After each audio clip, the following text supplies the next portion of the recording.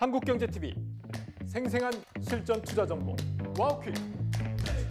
월 5,000원 커피값으로 투자 정보가 내 손 안에 배달됩니다. 와우퀵 N에서 만나요.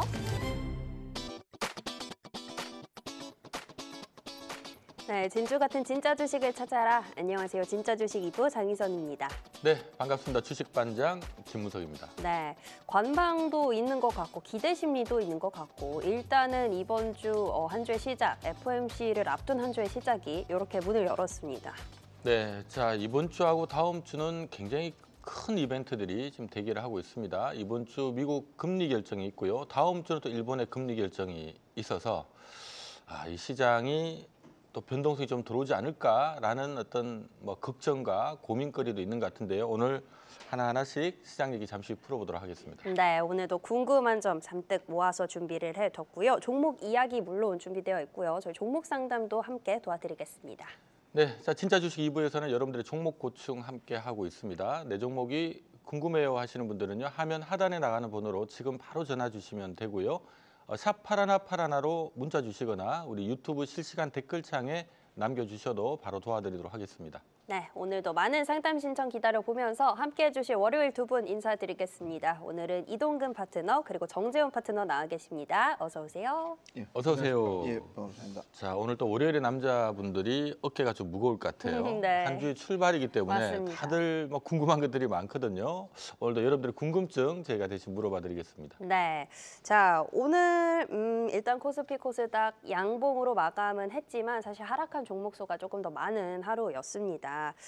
반도체나 2차 전지, 방산처럼 대형주들이 지수를 끌어주긴 했는데 이제 저희 앞서 짚어주셨다시피 이벤트가 많아서 그래도 다시 한번 이번 주를 좀 짚어보고 가야 할 것 같아요. 네, 자 일단 이제 12월 중순에 접어들고 있는 거니까 과연 이제 산타랠리가 오느냐 마느냐 네. 이 부분이 모두의 관심사일 것 같은데요. 이번 주는 큰 이벤트들이 지금 있습니다. 선물 옵션 동시 만기일도 있지만 일단 FOMC 금리 결정도 있고 또 다음 주에 또 일본 금리 올리지 않느냐라는 우려도 있고 한데 산타랠리 가능할까요? 아니면 좀 박스권 장세로 보십니까? 글쎄, 날이 추우면 산타 올 것 같고 네. 날이 좀 따뜻하면은 별로 오지도 않을 것 같고. 예, 그런데 일단은 이제 저는 산타랠리보다 사실 시장을 좀 추세적으로 좀 보고 있다 보니까 제가 지난주 금요일에 이런 말씀 드렸습니다. 이제 제가 12월 11일을 변곡일로 보고 있거든요. 네. 그게 마침 또 그날이 쿼드루플 위칭되어 있습니다. 쿼드루플 위칭데이를 제가 감안하고 그 변곡을 설정한 게 아닌데요.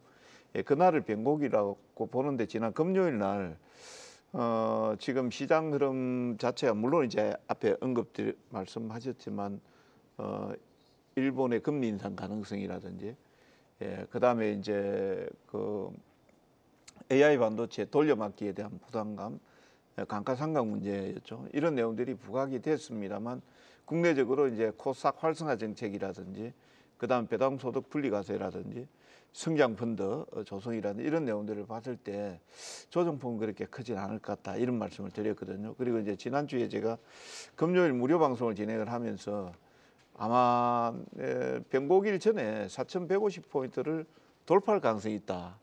이런 내용들로 일단은 봤습니다. 왜 그러냐면은 반도체가 죽지 않고 살아가지고 있고 같은 이제 업종들 쪽에서 이제 특히 이제 현대차 그룹이라든지 LG전자 그룹들 이런 내용들이 이제 로봇하고 같이 붙으면서 상당히 이제 급등세를 기록을 했었고 나머지 섹터들 같은 경우에도 방산이나 조방은 쪽에서도 사실 이제 그게 다시 주도주로 가는 거는 저는 좀 어렵다고 봅니다만 단기적으로 많이 빠져서 거의 기술적으로 보면 120이나 200일 이동 평균선까지 빠져 있는 상태거든요. 그러니까 그게 이제 반등이 나오는 시점이다라고 생각을 하면 조정폭은 그렇게 크지 않을 것이다 이렇게 보고 있고요.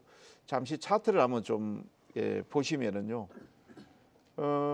여기에 잠시 차트 보시면 이게 좀 제가 지금 시간이 없어가지고 지표를 그리지를 못했는데요.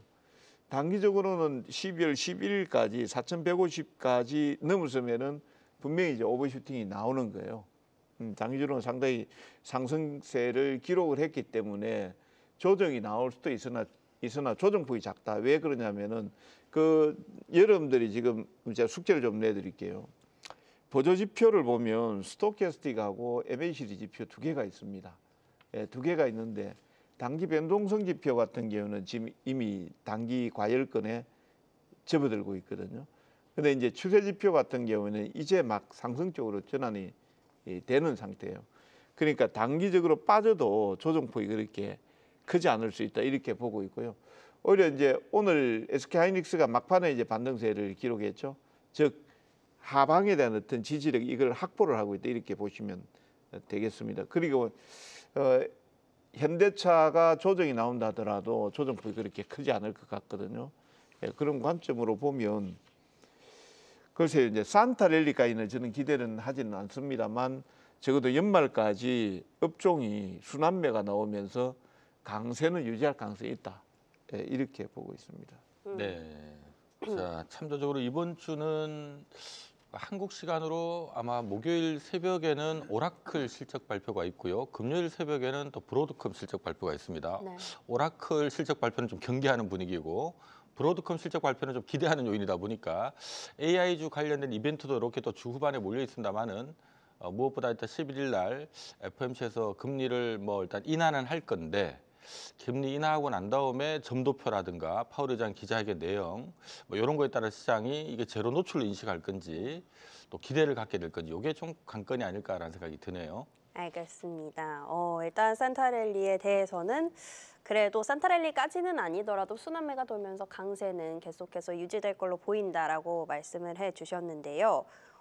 지금 안 그래도 순환매가 업종별로 사실 굉장히 돌아가고 있잖아요. 코스피와 코스닥 간에도 지금 뭐 코스피를 봐야 하냐, 코스닥을 봐야 하냐 궁금해하시는 분들 많은데 결국 어느 쪽에 비중을 둬야 할지 어떻게 전략 세워야 될지 저희가 또 두 분 이야기도 들어봐야 될 것 같습니다. 네, 자 최근에는 뭐 코스닥 활성화 대책 기대감 때문에 코스닥이 좀 괜찮았다가 지난주는 좀 올라서 그런지 좀 쉬었다가 오늘도 일단 코스피가 좀 윈한 날인 것 네. 같은데 자 어쨌든 지금 뭐 코스닥 활성화 대책도 빠르면 이번 주 목요일에 아마 대통령 업무 보고가 이제 시작되는 날이라서 목요일 날 나올지 금융위원회 일정은 다음 주 18일, 19일이다 보니까 다음 주에 나올지 모르겠는데 자, 코스피 코스닥 자, 앞서거니 뒤서거니 하고 있습니다. 비중을 좀 어떻게 가져가면 좋을까요?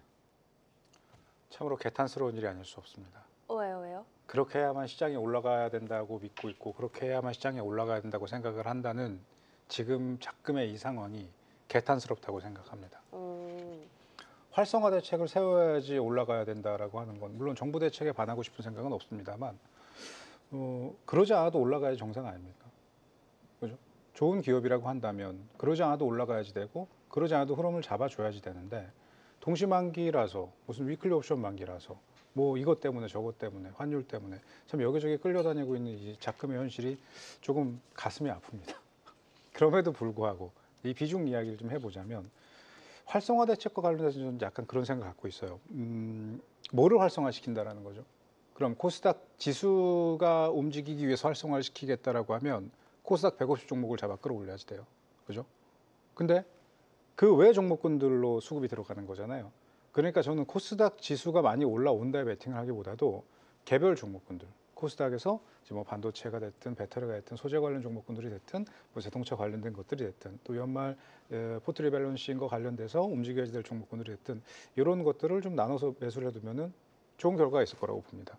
근데 이거를 꼭 어떻게 비중을 꼭 정해야 된다라고 보기에는 조금 좀 어폐가 있다고 보고 그럼에도 좀 정해보자면 일단 다음 주 정도까지는 코스피의 비중이 좀 높아야 된다고 봐요. 일단 이번 주 동시만기 이후에 동시만기 조율하기 위해 움직이고 있는 오늘장도 사실은 살짝 슈팅이거든요. 자, 앞서 이 대표님께서 말씀을 하셨는데 조정이 들어와도 깊지 않을 것이다. 근데 조정이 들어와도 깊지 않다라는 거에 대해서는 저도 동감을 합니다만 그게 이제 몇 퍼센트라냐라는 거죠.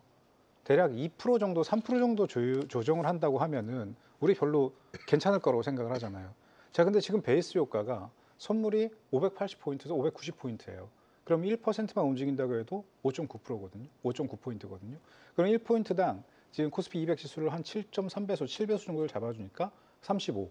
그러면은 하루에 2%를 뺀다고 했을 때 코스피 지수가 70포인트에서 많게는 8, 90포인트까지 빠질 수 있다는 겁니다. 하루에 100포인트가 빠지는 것도 우습지 않을 수 있다는 거죠.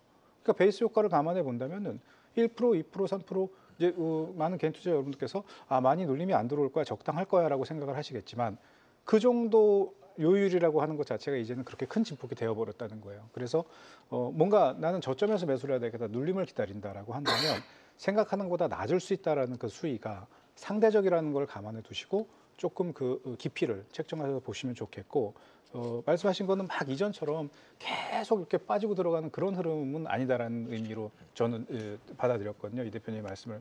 물론 이제 저 또한 그런 마인드로 보고 있고요. 그래서 동시반기 전까지 대형주들의 움직임이 조금 더 가파를 거예요. 오늘도 뭐 에너솔루션뿐만이 아니라 뭐 하이닉스 후반부에 올라오고 이런 것들도 결국은 종목도 중요하지만 지금 현재 주식 선물 포지션이 굉장히 많이 꼬여 있거든요. 그래서 저는 목요일까지는 지수가 방향성을 잡고 위로 올라간다 내려간다 보다는 지금 꼬여 있는 수급을 정렬한다. 그 정렬 과정에서 나오는 상승과 정렬 과정에서 나오는 하락이다라고 좀 보여지고요. 그 과정 속에서 그리고 그 다음 주까지 FOMC 이후의 흐름까지는 중대형주 코스피의 비중이 조금 높은 수준. 하지만 그 이유가 되면은 산타랠리와 연말 리버럴층을 감안해서 코스닥 비중을 조금 더 높게. 하지만 그것도 코스닥 150에 포함된 코스닥 대형 종목군들보다는 조금 그 순위권 바깥에 있는 종목군들로 굳이 이제 궤를 나눠보자면 그 정도로 좀 설명을 드리고 싶습니다. 네, 자 우리 이동근 대표님께도 같은 질문을 좀 드릴까 합니다. 코스피, 코스닥 비중을 꼭 구태여 정해 본다면 몇 대 몇이 올까요? 그건 저도 잘 모르겠어요. 네. 네. 코스닥 활성화 정책을 왜 했을까? 저도 곰곰이 생각을 한번 해봤거든요.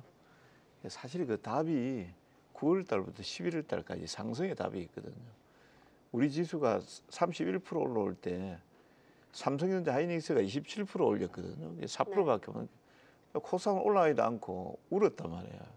우니까 정책을 위반하는 결정하고 하는 쪽에서는 형평성을 고려하거든요. 그래서 아마 코스닥에 대한 내용들이 나오지 않을까 싶고, 지금은 이제 저는 이제 그래서 코스닥하고 또 나눠서 한다라고 하면, 그래서 쪽에는 반도체, 자동차, 2차 전지, 코스닥은 2차 전지 바이오거든요. 그 교집합이 어떤 게 있습니까? 2차 전지요? 네, 2차 전지죠. 네. 그 2차 전지 업종이나 종목 중심으로 해서 가는 게 저는 좀 좋지 않을까 싶습니다. 지수에 대한 내용들은 어차피 우리가 관여할 바는 아닌 것 같고, 정부가 제가 항상 말해요. 지금 AI 반도체 거품이냐고 물어보면은 저 무조건 거품이라고 얘기하면 손 마사요시는 물어보는 사람 보고 바보라 그랬잖아요. 저 바보 아니거든요. 예, 마사요시만큼은 똑똑하지는 않지만은 단지 이제 지금 시장에 대해서 거품이라고 얘기할 수 있는 사람이 아무도 없다라는 거예요. 마사요시도 거품이라고 얘기 못할 거고, 정부도 거품이라고 얘기 못할 거고, 트럼프 대통령도 거품이라고 얘기를 못한단 말이에요. 그래서 우리는 그 거품을 즐기는 상태에서 어느 쪽으로 돈이 가는가만 보시면 되거든요. 그래서 코스닥 쪽에서 앞에 제가 질문 드린 게 반도체, 자동차, 2차 전지, 그래서 코스닥이 2차 전지 바이오, 그러면 2차 전지 교집합이니까 업종이나 종목을 잘 고르는 게 좋을 것 같고요. 끝나고 나면 연말에는 바이오 쪽의 흐름들이 나을 것 같아요. 연말이나 연초는. 왜 그러냐면 JP모건 헬스케어 컨퍼런스라든지 이런 이벤트가 있단 말이에요. 그 다음에 또 연말 정도 되면은 지금 눌림을 받고 있는 반도체나 이런 쪽이 또 로봇하고 결합되면서 가전전시에 이런 이벤트가 있단 말이에요. 그런 쪽으로 업종 종목 중심으로 보는 게 낫지, 그래소냐 코스닥이냐 그건 뭐 답도 없잖아요. 그럼 ETF 코스닥이냐 그래소 ETF 사가지고 뭐 보는 게 낫죠. 네, 자 11월 말에 850선에 있던 코스닥 지수가 지금 오늘이 보니까 927이네요. 어쨌든 11월 말 이후로 코스닥이 바짝 올라왔던 부분은 당시에 아마 12월 연내 코스닥 활성화 대책이 발표될 것 같다라는 기대감에 이제 수급이 좀 돌아섰기 때문인데요. 참조적으로 지금 이제 이번 주부터 대통령 업무 보고가 11일부터 시작이 됩니다. 일단 금융위원회에서의 어떤 업무 보고는 아마 다음 주 목요일 정도로 지금 예정이 돼 있기 때문에 이번 주 후반부터 시작해서 다시 또 코스닥 활성화 대책 관련된 이슈들이 좀 부상이 될 수 있으니까 그 점 여러분들 참조하시면 좋을 것 같습니다. 네, 코스피, 코스닥 구태여 나누기보다 두 분 모두 어쨌든 전반적으로 보되 뭐 돈이 가는 쪽, 순환매 가는 업종 뭐 이렇게 보자 말씀해 주신 것 같은데요. 방금 또 우리 이동근 대표님이 2차 전지 얘기를 살짝 주셨는데 채팅창에서도 2차 전지가 주도주 될지 아니면 오늘 하루짜리로 끝날지가 제일 궁금하다고 아까 어떤 분이 댓글에 남겨주셨어요. 그래서 저희 또 2차 전지 얘기 오늘 주인공이었으니까 좀 들어봐야 될 것 같습니다. 네, 자 오늘 뭐 2차 전지 내에서는 뭐 에코프로 BM이나 LG 에너지 솔루션 흐름이 아주 좋았죠. 특히 LG 엔솔은 이제 벤처하고 배터리 2조 원대 계약했다라는 오늘 소식까지 전해졌는데요. 자, 2차 전지는 어떻게 보시는지 우리 정재인 대표님 어떻습니까? 저는 긍정적으로 봅니다. 근데 이게 지금 2조 원대 계약을 했다라고 하는 게 과연 오늘 한 이야기일까요? 그러니까 LG화학이라고 하는 이 거대 기업이 벤츠라고 하는 글로벌 대기업하고 배터리를 2조 원 수출하는 계약을 하는데 어제 그제 갖고 오늘 딱 끝입니다라고 나오진 않을 거 아니에요. 그러니까 오래 전부터 준비가 되어 온 이야기일 네. 거고 계약을 해 왔었던 내용들이잖아요. 오늘 발표가 됐을 뿐이지. 그러니까 대부분 이런 것들은 선반영이 된 거죠. 그러니까 다만 오늘 터트리는 구간에서 참 너무 이럴 때 보면 공교로운 것 같아요. 너무 공교로운 게 뭐냐 하면 일단 목요일장 우리 동시만기가 이제 오늘부터 당월물과 차월물 스프레드 거래가 활성화가 되기 시작을 했고 그 다음에 기관들 포지션도 주식 선물 포지션이 지금 많이 꼬여 있고 근데 하필 이제 이쪽 섹터 애들은 좀 위쪽을 바라보고 있었단 말이에요. 근데 마침 오늘 이슈가 나오면서 터트리는 흐름이 나왔어요. 근데 이게 저는 이번 주 지난주 내내 말씀을 드렸지만 딱 어느 한 섹터에서만 나오지는 않을 거예요. 반도체도 계속 간헐적으로 흐름을 잡고 있고 하다못해 포스코홀딩스 같은 종목군들도 또 흐름이 나올 거란 말이에요. 그래서 어떤 종목이 얼마큼 가느냐에 대한 이야기보다도 또 배터리가 더 갈 수 있는 이야기 그거보다도 그냥 배터리 섹터의 흐름을 본다면 좀 긍정적으로 봅니다. 그리고 그 이유는 자동차 배터리로서의 의미가 아니라 여전히 ESS와 관련되어 있는 부분 잠시 후에 설명드리고요. 그리고 다른 섹터들도 여전히 전 유효하다고 봅니다. 다만 순서 그리고 쉬었다 교차 상승하는 과정에서 변동이 좀 나올 뿐이다 말씀을 드리고 자동차 배터리와 관련된 부분과 ESS의 관점으로 보는 거는 좀 명백히 다르다고 봐요. 자동차 배터리 단지 2차 전지의 개념으로 본다면 이미 반영할 수 있는 것들은 많이 선반영을 한 상태고요. 이전에. 지금은 전력 인프라의 관점에서 ESS를 보고 또 ETF 쪽에서도 이쪽을 많이 매입을 하고 있단 말이죠. 근데 사실 이 ESS가 대단히 어마어마한 전력을 공급하기 위한 게 아니거든요. 그러니까 데이터 센터에 대해서 짧게 설명을 드리면 만약에 데이터 센터가 가동이 되고 있는데 정전이 되면 ESS가 전원을 공급한다고 생각을 하잖아요. 네. 목적은 그게 아니에요. ESS의 목적은 지금 이 건물도 마찬가지고요. 만약에 정전이 딱 되면 발전기가 돌아간단 말이에요. 네. 블랙아웃이 되면 그 될 때까지의 텀이 있어요. 짧게는 5, 6초, 7초부터 시작해서 가동이 돼서 전기가 들어올 때까지 30초에서 40초의 텀이 있단 말이에요. 그 텀을 지켜주는 게 ESS의 역할이에요. 데이터 센터에서. 하지만 단시간 동안 엄청난 이 C레이트를 방출해야 되기 때문에 이게 그냥 아무런 건전지 갖고 할 수 있는 게 아니란 말이죠. 그러니까 여튼 ESS의 수요는 계속 늘어날 수밖에 없어요. 앞으로도. 그리고 데이터 센터가 확충되는 것만큼 수없이 많은 ESS를 필요로 하게 될 거고요. 아직 그만큼의 공급을 충족시킬 수 있는 상황도 아니란 말이죠. 그러니까 관련된 전력 인프라로서의 관점은 계속 유지가 될 거예요. 다만 자꾸 AI 버블이라고 이야기를 하잖아요. 근데 그게 엔비디아의 문제가 됐든 뭐가 됐든 우리는 뭐 제미나이가 됐든 챗GPT가 됐든 그거 외에도 새로운 경쟁자가 계속 만들어질 수 있잖아요. 그게 인지상정이고 또. 근데 그럼으로 인해서 결국 AI 인프라라고 하는 것과 전력 인프라라고 하는 이 양대 루트는 계속 한동안 유지될 수밖에 없을 거라고 봐요. 그럼 관련된 종목군들 움직임을 주겠죠. 다만 단기간에 너무 많이 올라온 것들이 있잖아요. 얘들은 좀 쉬어야지 될 거고 또 못 간 것들은 또 튀어 올라야 되고 그 관점에서 본다면 LG화학 같은 경우에 조금 쉬었으니까 올라오는 흐름이 나왔을 거고 또 며칠 있다 좀 쉬어가는 흐름 나올 거고 반복될 거예요. 그러니까 뭐 하나가 좋다고 해서 올라가는 구간에 따라붙기보다는 좀 인내심 있게 매집을 해서 올라가는 구간의 비중을 적절히 조율하고 또 다른 걸로 체인징하는 그렇게 연말까지 내년 초까지도 전 유효한 전략이 될 수 있을 거라고 보고요.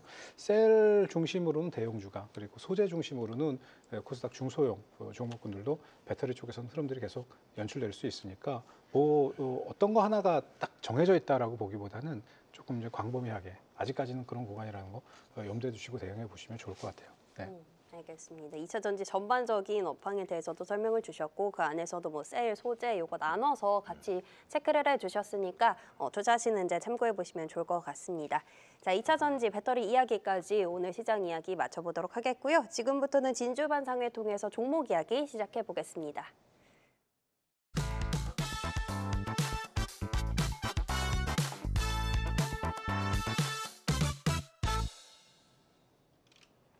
네, 오늘도 진짜 주식을 찾아서 진주 같은 종목들을 찾아서 진주반상을 시작해 볼 텐데요.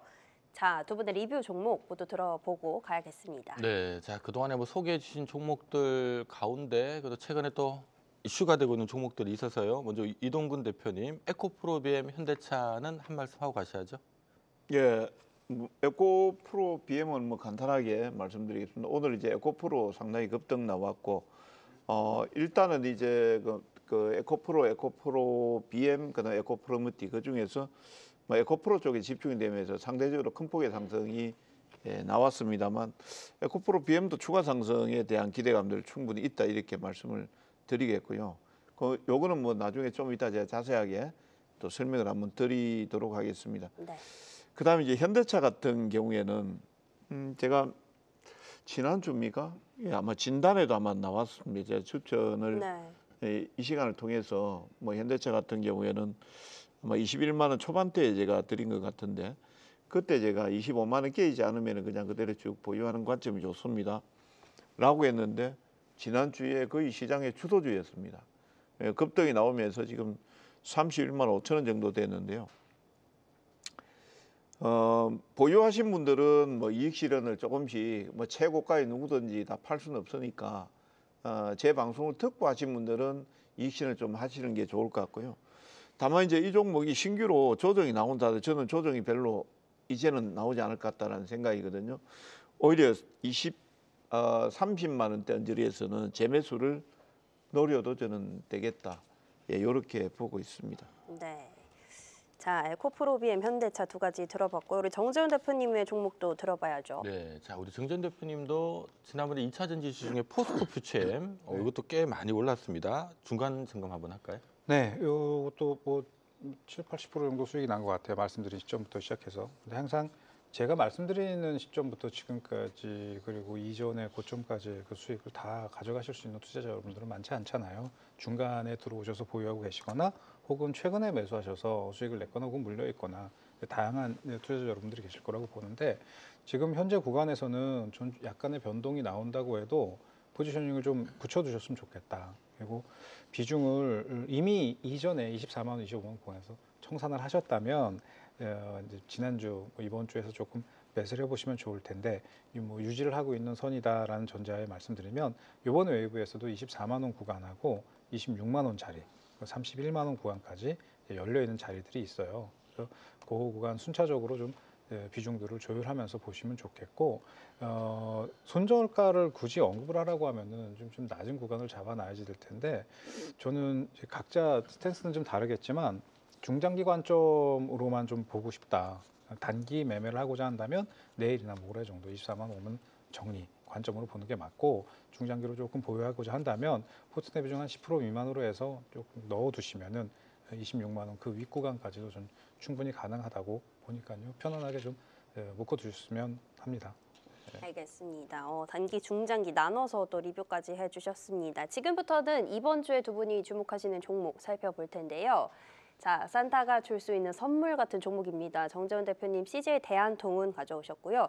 이동근 대표님 에코프로 BM 다시 한번 가져오셨습니다. 네, 자 에코프로 BM부터 먼저 들어보겠는데 참 10월 달에 2차 전지 빵 하고 떴다가 뭐 11월 달에 올랐던 거 다 빼버린 바람에 2차 전지 또 이러다 또 끝났구나 싶었는데 최근에 좀 다시 살아나고 있습니다. 자 에코프로 BM 어떻게 대응을 하면 좋을까요? 지난주에 제가 에코프로 BM을 한번 소개를 드렸고 이번에 연속해서 두 번째 말씀을 드리는데요.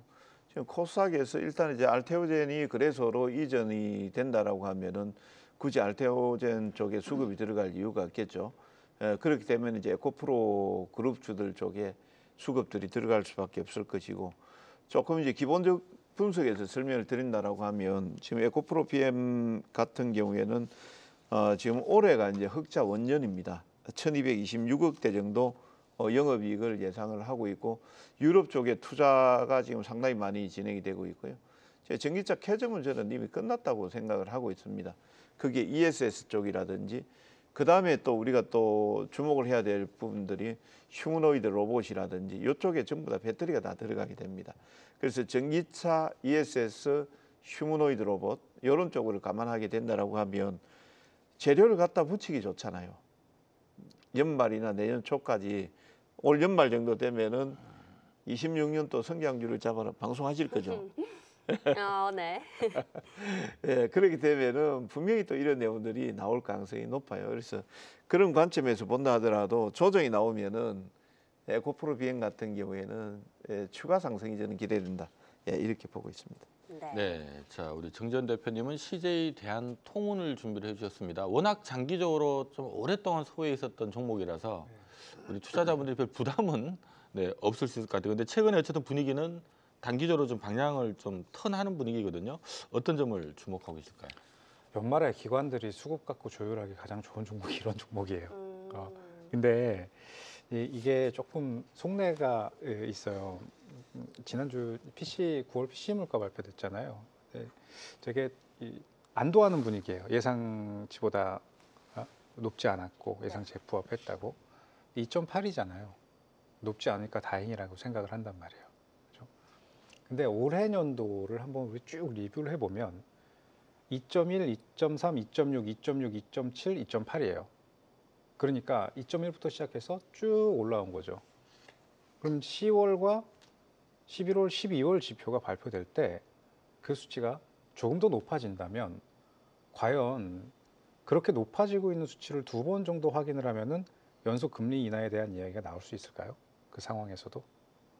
그죠? 그렇게 될 수 있다 한들 의심을 하겠죠. 네. 의심을 하는 것만으로도 분명히 그걸 갖고 활용하기 위한 액션은 나가게 될 거란 말이에요. 그럼 가장 먼저 모두가 선호하는 종목과 모두가 다 위를 보려했던 섹터 내에서 흐름을 조율하기 시작을 할 거예요. 서서히 진행을 하겠죠. 만기 이후에, FOMC 이후에. 그래서 저는 여러모로 조금 피해갈 수 있는 종목군들도 포트에 하나는 있어야 된다고 보거든요. 그래서 지난 시간에 제가 오리온을 말씀을 드렸던 거고, 뭐 통신 인프라 쪽에서 KT 같은 것도 말씀을 드렸던 거고, 오늘 CJ 대한통운도 마찬가지입니다. 역대 최대의 소비 시즌을 맞이했다고 이야기를 하는데 요즘 되게 간단한 것도 정말 뭐 1,000원짜리, 2,000원, 10,000원짜리도 배송비 없이 배송을 많이 시킨단 말이에요. 그럼 저희 이제 아기를 기르다 보니까 집에 가면 박스가 이만큼씩 있어요. 매일 그걸 정리를 하는 건 아빠들의 몫이니까. 쭉 정리를 해서 쓰레기장에 갖다 놓으면은 또 이만큼 박스들이 나와 있는 거예요. 그러니까 한번 제가 너무 궁금해서 봤어요. 어느 택배사 가장 많은가. 뭐 더 말할 게 없는 거죠. 그래서 분명히 이와 관련되어 있는 모멘텀도 작용이 되겠지만 더 중요한 건 차트를 보면 설명드리면 11만 6천 원이라고 하는 자리에는 아주 이전에 잡아둔 리턴 값이 잡혀 있어요. 보통 시간을 걸려서라도 가야 되는 자리들이 만들어지기 마련인데 계속 이거 인위적으로 눌렀거든요. 일정량 올라오면 공매도로 누르고 주선으로 누르고 타이밍을 기다리면서 이렇게 눌렀던 종목들이 공매도 포지션이 철회가 되고 주식선물 매도 포지션이 철회가 될 때 매수세가부터는 더 빠르고 무섭게 올라가요. 그래서 저는 지금 현재 눌린 구간 9만 6천 원대 살짝 깨거나 이 부분에서 매수를 해본다면 분할 매수를 해본다면 좀 11만 6천 원 될 때까지 좀 놔뒀으면 좋겠어요. 쭉 적은 비중으로 괜찮은 결과가 있을 거라고 봅니다. 네, 자 CJ 대한통운 뭐 연말에 택배 수요가 좀 회복되는 시기이기도 합니다만은 최근에 쿠팡 관련된 이슈 때문에 그러면 이제 쿠팡이 힘들어지면 CJ 대한통운에게는 좀 기회가 생기는 거니까 좀 수혜주라는 관점에서 최근에 그 때문에 좀 떴다가 또 뭐 또 바로 또 내려오네요. 재미가 없게. 알겠습니다. 이런 이슈도 있고 수급도 짚어주셨고 대한통운 들어봤고요. 에코프로비엠도 다시 한번 설명을 해주셨습니다. 자, 이번 주 종목들 2가지 이렇게 확인해 봤고요. 지금부터는 종목 상담 출발해 보겠습니다.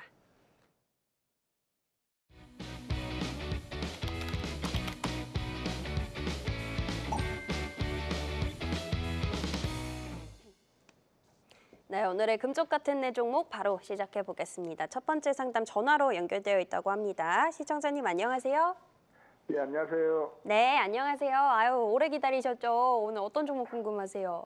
예, SKIE 테크놀로지요. SKIE 테크놀로지요. 예. 네, 요거 매수하신 가격이 어떻게 되실까요? 72,500원 좀 됩니다. 72,500원이요. 알겠습니다. 이거 매수한 지는 좀 오래되셨어요? 한 3년 정도 된 것 같은데. 3년 정도요. 그러면은 3년 전에면은 이거 혹시 이렇게 좀 처음에 평단가를 그때 낮추셨어요? 그 당시에 네. 10만 원 초반에서 네네. 사가지고 좀 물타기를 좀 해놔가지고 아, 이미 평단가를 낮춰놓으시. 그러면 좀 비중이 많이 크세요? 지금 한 60% 조금 넘는 걸로 돼요. 60%요? 아유, 이거 답답하시겠어요. 3년 정도 되셨으면은 또 오래 갖고 계신 건데. 예, 제가 가지고 있는 종목 중에 네. 얘만 이렇게 좀 얘 때문에 좀 고생을 좀 많이 아, 하는데. 그러셨어요. 아유, 그래도 다른 종목들은 이 정도 아니고 뭐 잘해주고 있으면 좀 좋을 것 같은데 어쨌든 SKI 테크놀로지 속을 좀 썩이고 있고 그러면 지금 뭐 매수가까지 올지 뭐 이런 게 제일 좀 고민이 되시겠어요? 예, 전기차 지금 다른 종목들 네네. 좀 많이 올라가는데 이걸 아까 이동근 대표님 말씀하신 것처럼 네. 에코프로 BM을 사놨으면 수익이 아. 많이 나는데 많이 좀 네. 지금 뭐 엄청나게 좀 많이 후회가 되고 있습니다. 아, 알겠습니다. 에코프로 BM이나 에코프로만큼 또 이 친구도 앞으로 어떻게 될지 모르니까 저희가 또 전망 같이 살펴봐 드리고요. 그러면은 이게 어쨌든 매수가까지는 다 못 오더라도 시간적으로 조금 더 걸린다 하셔도 괜찮으시겠어요? 예, 좀 어떻게 기다려야죠 뭐. 그렇죠. 아, 알겠습니다. 저희가 그러면 전략이랑 한번 자세하게 살펴봐 드릴게요. 네, 참 가슴 아픈 종목이 네. 될 것 같습니다. 어쨌든 상장 초기에 뭐 20만 원, 30만 원대 출발했던 종목인데 이게 지금 뭐 3만 원이니까 네. 그 10분의 1 토막 나버린 상태입니다. 지금 보니까 물타기를 좀 하셔서 매입 단가를 6만 원대까지 그나마 낮춰놨는데 그래도 지금 또 아직도 3만 원이니까 지금 따블이 나야지 지금 본전이 오는 분위기거든요. 네. 어떻게 좀 따블 가능성이 있는지 아니면 전략을 하는 어느 정도 선에서 정리를 좀 하는 쪽으로 방향을 잡는 게 좋을까요? 방금 제가 장탄식을 했습니다. 네. 지금 이제 사실 이제 아까 에코프로 BM만 올라간다라는 거는 지금 아직까지 완전 업황이 회복되지 않았다라는 내용들이거든요. 사실 에코프로만 21% 올라갔지 다른 종목들 올라가더라도 중간에 뭐 5%, 6%, 7% 그렇잖아요. 뭐 에코프로 20% 가면은 다른 것들도 적어도 한 15%씩 전부 일률적으로 가야 되는 그게 안 간다라는 거는 아직까지 이제 선별적으로 간다 이렇게 이제 보셔야 될 것 같고요. 특히 이제 SKIE 테크놀로지 처음에 듣고 제가 이거 뭐 하는 회사지? 라고 했었습니다. 네. 물론 이제 뭐 SK 이노베이션에 분리된 배터리 분리막 회사다. 그 정도로 인기가 없다라는 거예요. 예, 특히 이제 보시면은 우리가 LG 에너지 솔루션 언급하고 삼성 SDI 언급하지만 SK온, SK 에너지 솔루션 뭐 이거 배터리를 만드는 거는 아는데 네. 우리가 일관적으로 얘기는 하지는 않잖아요. 그렇다라고 보시면 됩니다. 그리고 이제 현재까지는 지금 적자를 보고 있는 상태고 단지 이제 제가 조금 희망적인 내용을 좀 말씀드리면은 앞에 말씀드렸다시피 주도주 중심으로 해서 먼저 올라오고 있지만 그 주도주가 나가면은 그 다음에 이제 후발 종목들하고 이런 것들이 갈 거니까 그때 조금 이제 종목 교체를 하시든지 예, 그렇게 보시라고 말씀드리고 지금 일단 차트를 한번 보도록 하겠습니다. 고비는 일단 지났어요. 네. 26,000원대 아까 우리 시청자님 봤던 가격대가 얼마 정도 빠지냐 2만 원대까지 빠졌잖아요. 네.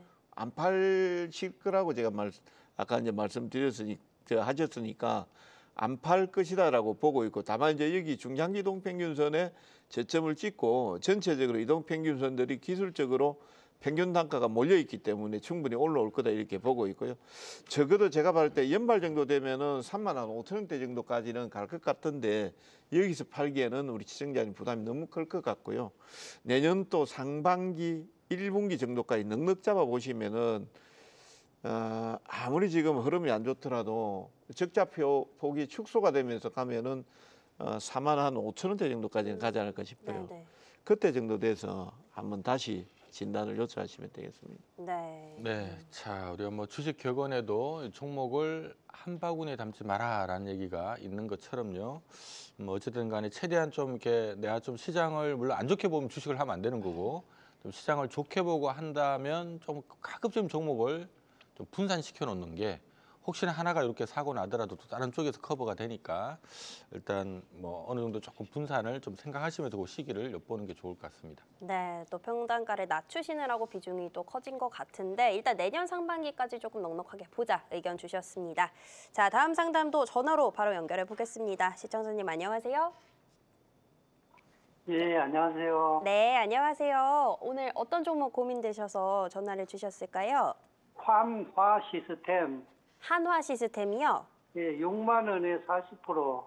6만 원에 40%. 6만 원이시면 한화 시스템 고민이 되실 수도 있겠어요. 요거 비중도 작은 건 아닌데 어떻게 좀 매수하게 되셨어요?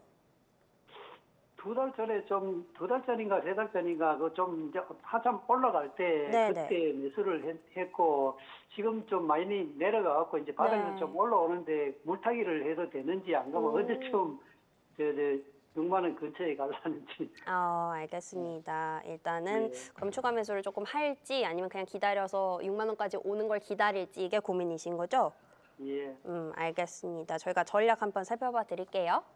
예, 감사합니다. 네. 네, 자, 뭐 지난해 올해 상반기까지만 해도 이 방산주는 시장의 주도주였습니다만은 최근에는 이제 뭐 그것 때문에 미리 많이 올라서 이제 좋은 거 다 선반영했다라는 분위기여서 그런지 최근에 좀 시들시들합니다.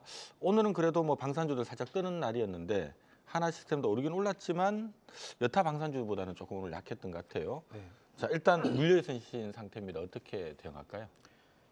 좀 더 사셔도 됩니다. 근데 지금 비중이 40%라고 하셨잖아요. 사실 이제 시청자님께서 매수하신 그 자리가 저희는 단기적으로 좀 정리를 한 자리거든요. 그래서 지금 구간은 오히려 조금 정리했다면 더 사도 되는 구간인데 비중이 크다 보니까 조금 부담되실 거라고 봐요. 전 중장기로 봐도 무관하다고 보니까 단기 흐름에 있어서는 55,000원 가격대 그리고 57,700원 구간 다시 기억해 두세요. 55,000원과 57,700원 구간입니다. 이 구간까지 반발이 순차적으로 들어오게 될 건데 조금 시간은 걸릴 수 있어요. 대신 한번 팡하고 튈 때 세게 말씀드린 가격을 찍게 되면은 거기서 좀 비중을 줄이는 전략으로. 그러려면 좀 조금 더 추가를 하시는 게 네. 대응하시기 편하시겠죠. 그죠? 근데 너무 많이는 사지 마시고요.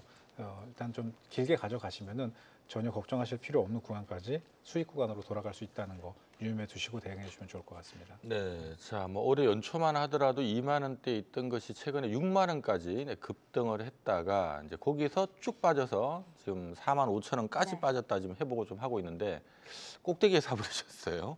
네, 다행히도 어쨌든 간에 최근 단기 낙폭이 워낙 심해서 좀 반등은 들어오는 분위기긴 한데 다만 증권사에서 목표가를 한 6만 원, 7만 원 사이를 제시를 하고 있어서 이러면 대충 막 5만 5천 원만 가도 이제 조금 무거워지거든요. 그러니까 그 점은 조금 감안하셔서 방향을 잡으셔야 될 것 같습니다. 매수가가 조금 아쉽지만 그래도 전략 세워주셨으니까 잘 참고해 주시면 될 것 같습니다.